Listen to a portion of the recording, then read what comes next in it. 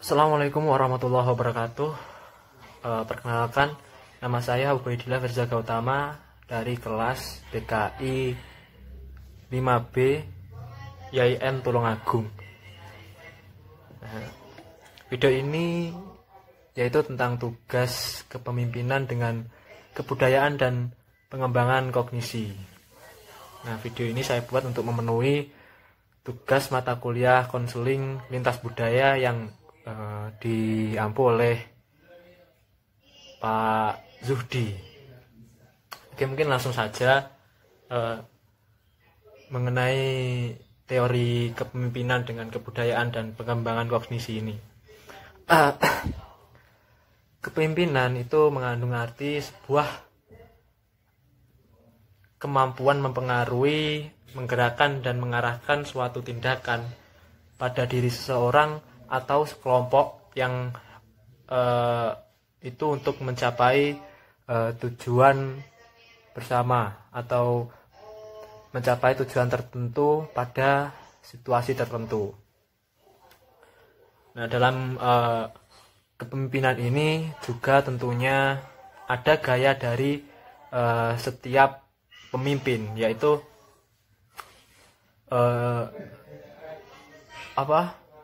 dalam setiap kepemimpinan itu pasti ada pemimpin.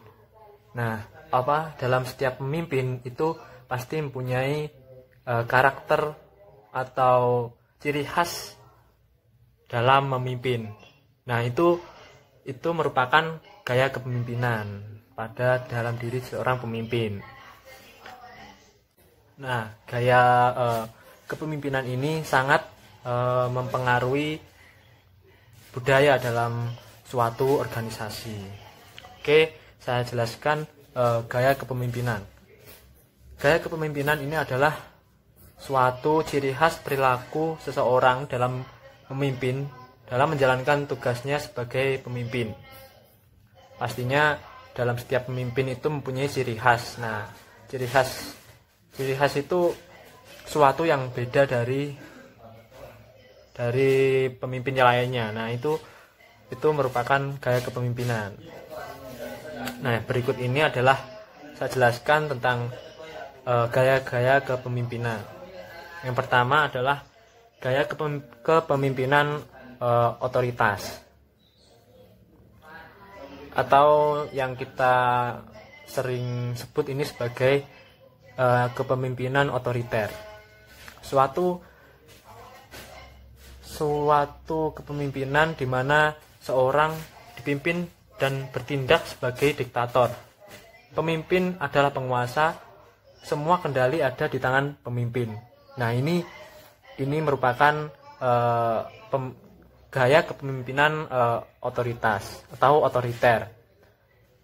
Gaya kepemimpinan ini bisa dilihat dari cara seorang pemimpin memimpin atau mengambil keputusan tanpa memikirkan orang yang terdampak keputusan yang diambil. Selain itu, kebebasan orang yang dipimpin sangat terbatas, hampir tidak ada, biasanya mengandalkan rasa takut atau proses kedisiplinan yang sangat kuat. Nah, gaya kepemimpinan otoriter ini sangat banyak sekali di Indonesia.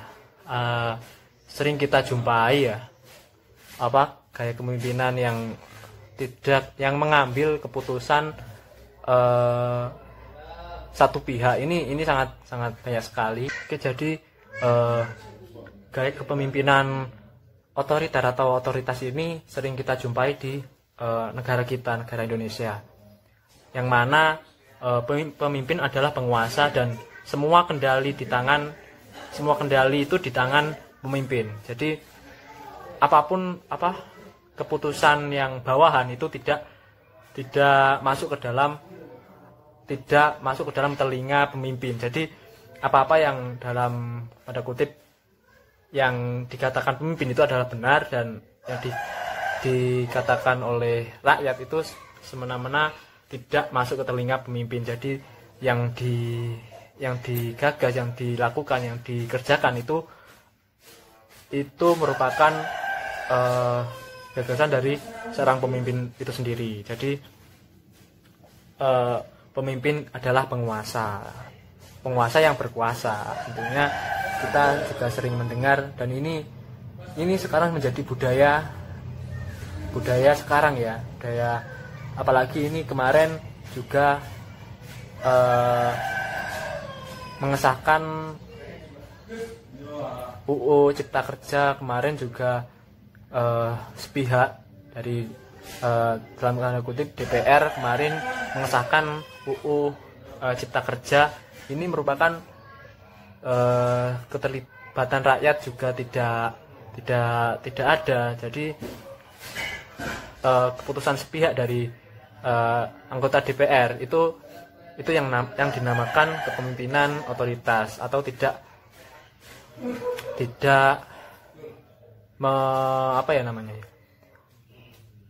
mengakui atau mendengarkan aspirasi dari bawahannya ataupun dari rakyat, yang mana rakyat itu adalah naungan dari DPR itu sendiri.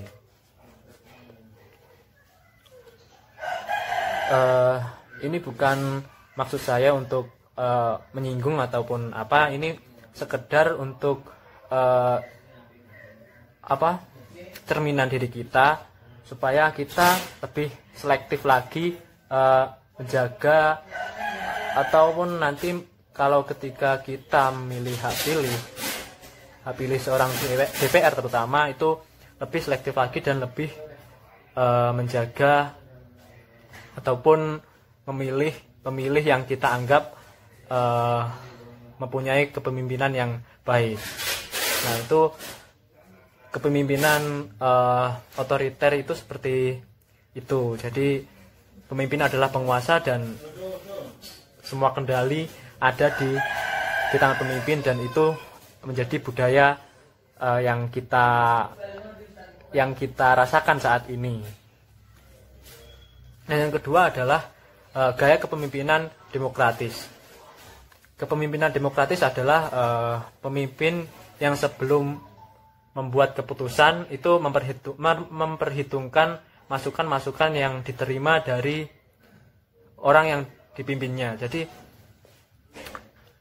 ini merupakan kepemimpinan yang baik menurut saya, kepemimpinan demokratis. Jadi ini bawahan itu selalu didengarkan aspirasinya, seperti itu.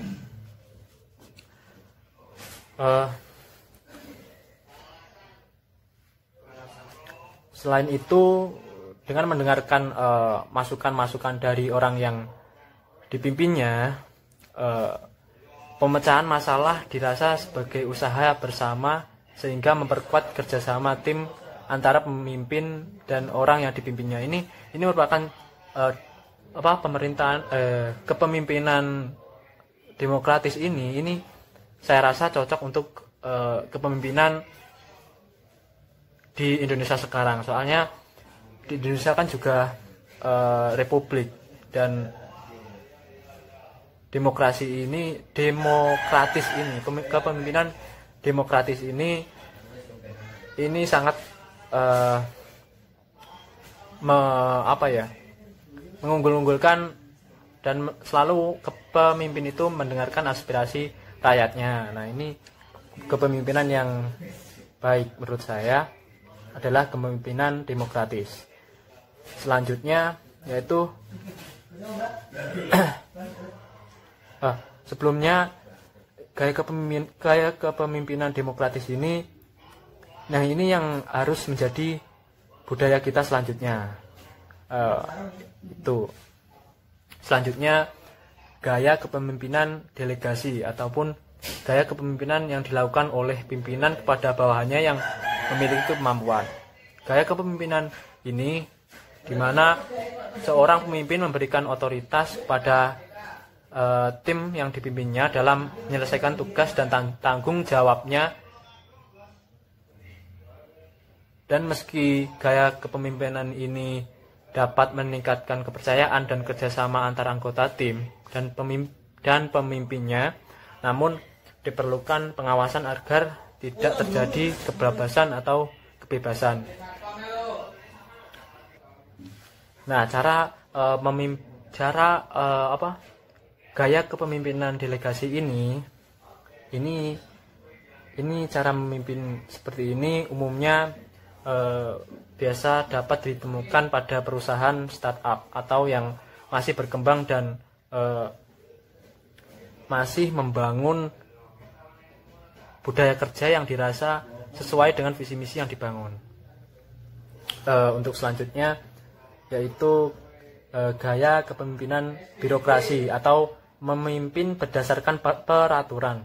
Dalam menjalankan tugasnya,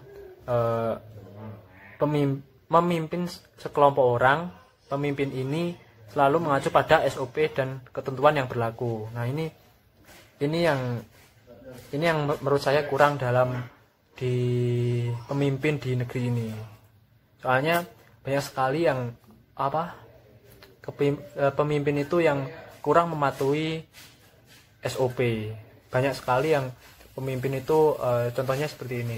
Pemimpin itu dikasih mobil dinas. Nah, mobil dinasnya itu disalahgunakan untuk keperluan seperti di luar kantor. Nah, itu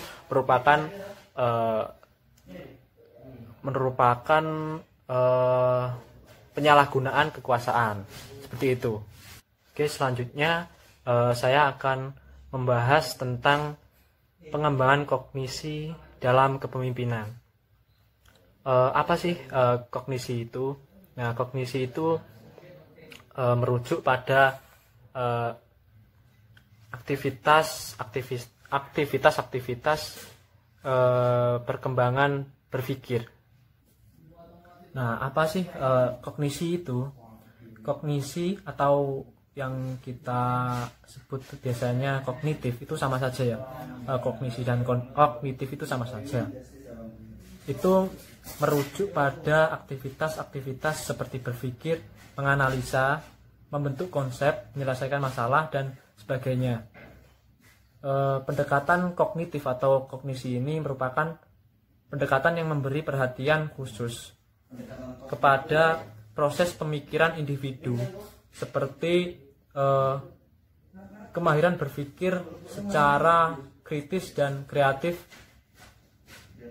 kemahiran belajar dan motivasi. Nah, itu merupakan pengertian dari kognisi atau kognitif. Perkembangan kognisi atau kognitif ini